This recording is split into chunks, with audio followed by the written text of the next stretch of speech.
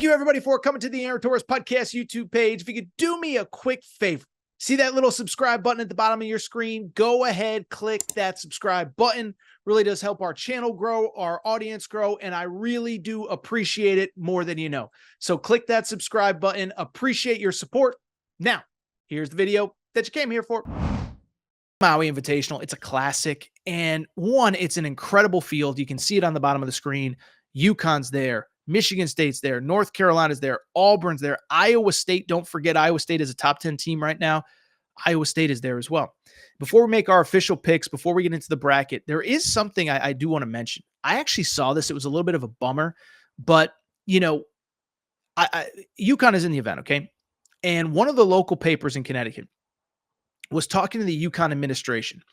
And they did an article in the paper, so it's not like some like off-the-record thing, but in the Connecticut paper, there was an article earlier this week that said something to the effect of, UConn fans, if you're going to Maui, enjoy it. It might be the last trip for a while. And the insinuation is basically this, is that in this NIL era, you know, the Maui Invitational, where you got to fly 6 time zones away, you're 8 hours from home, whatever, is it really worthwhile? Is it really worth the travel and the expense? Or does it make more sense to play a home game, to play a neutral site game where you split half the gate? So hypothetically, instead of UConn playing North Carolina in the championship game here, do you just play at Madison Square Garden and split the gate? You know, obviously Vegas this coming week has the NIL tournament where every team gets $1 million guaranteed to show up. That's with Alabama, with San Diego State, with Oregon, with Houston, on and on. So I just bring it up because I don't want to start with a doubter, but this could be the last Maui as we know it. The 2025 field does not look great, by the way. We can discuss that, you know, next November, but this field is awesome. So let's go ahead and break it down. Producer Matt, if you have the field, I already explained half of it, but we'll get the matchups. UConn plays Memphis to open the event. Colorado plays Michigan State. Auburn plays Iowa State. Dayton plays North Carolina. So just want to kind of give my quick thoughts on this event. First of all, the UConn thing, I think it's really interesting. They open with Memphis. Memphis, to their credit, has actually played a couple pretty good teams. They beat Missouri to open the season. They fly all the way out to Las Vegas, beat UNLV.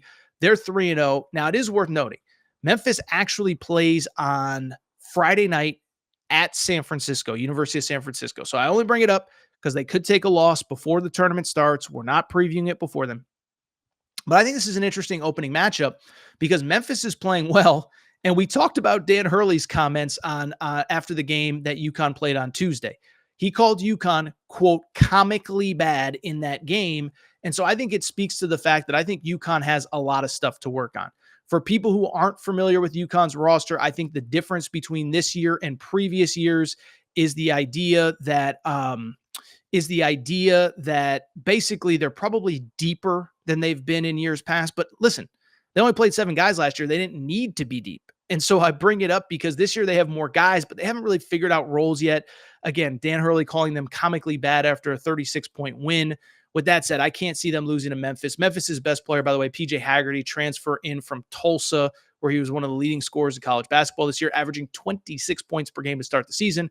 But I do like UConn to win the opener.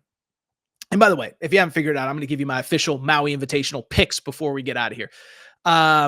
Second game, Colorado, Michigan State. We don't have to spend a ton of time. We've talked enough Colorado on this show, okay? So we talk Colorado football. We won't talk too much Colorado basketball. They play Michigan State. I was very underwhelmed by Michigan State in that opener in the Champions Classic, but I think they get the win here. Thing that stood out, they got a couple pretty athletic guys, Cohen Carr, Jace Richardson, who is, of course, Jason Richardson's son.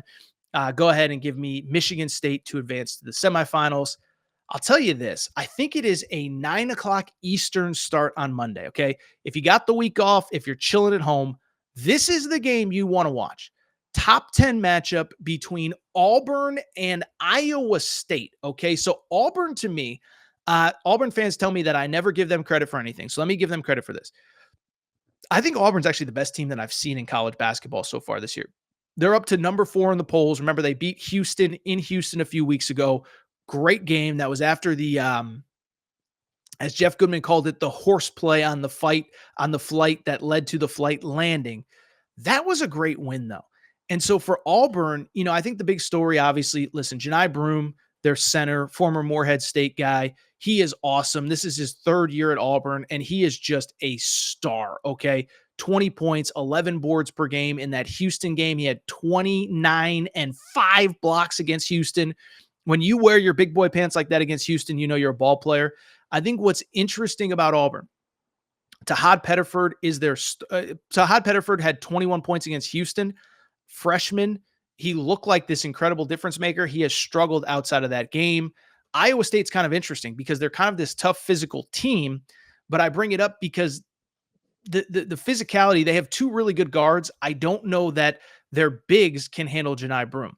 So go ahead and give me Auburn to win this game. This is the game of the first round. Top 25 matchup. So intrigued, so excited. I do like Auburn to win this game.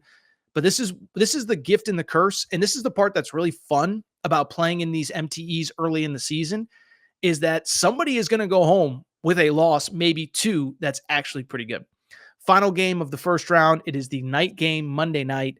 North Carolina against Dayton. Dayton, really good story, really good mid-major team. You know, they obviously lost Kobe Brea, who's now playing at Kentucky. And of course, on top of that, they lost Deron Holmes to the NBA, but they're 5-0, really haven't been tested necessarily. But overall, very good team, very good defensive team. They don't shoot the ball well. Best player, probably, in my opinion, Zed Key, who began his career at Dayton or at Ohio State, excuse me. But I do think North Carolina, listen, we saw them against Kansas. They easily could have won that game. I like North Carolina to advance. Top half of the bracket, Michigan State versus UConn. Listen, Michigan State, I'm just not sold on. I think UConn has its issues that it's got to work out, but I think UConn wins that game. Too much scoring from UConn. UConn has 5 guys on the court at all times that can score. So give me UConn to win the game. I think the bottom half of that bracket, Auburn versus UConn, or Auburn versus North Carolina, that's going to be another great game. Again, North Carolina is really good, only lost by 3 at Kansas. They play Auburn. I don't know that North Carolina has an answer for Janai Broome. What was the big issue with North Carolina when we talked about them in the preseason and in the summer?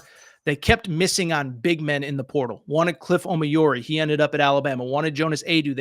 He ended up at Arkansas. They don't have a true 5 guy. I think Janai Broome cooks.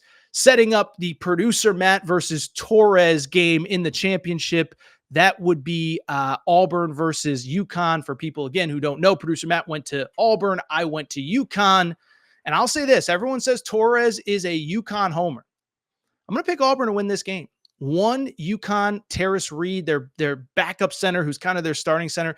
They don't have a ton of like physicality in the front court. They got big athletic guys, Liam McNeely, Jaden Ross, Jalen Stewart.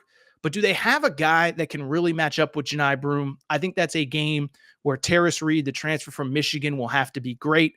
But I think Auburn is just further along right now. I think UConn is going to get there, but they lost 4 players to the NBA draft. So go ahead and give me Auburn to win the Maui Invitational.